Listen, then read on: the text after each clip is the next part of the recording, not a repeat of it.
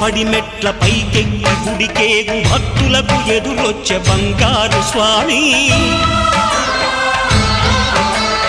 ఇరుముడులు స్పృశించి శుభమనుచు దీవించి జన బృందముల చేరే జగమేలు స్వామి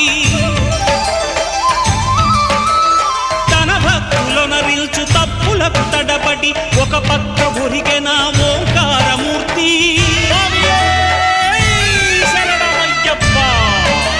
స్వాములందరూ తనకు సాయము కాగా ధీమంతుడై లేచే ఆ కన్య స్వామి పట్టబంధము వీడి భక్తతతికై పరుగు పరుగున వచ్చే భూమిపైకి నరుడై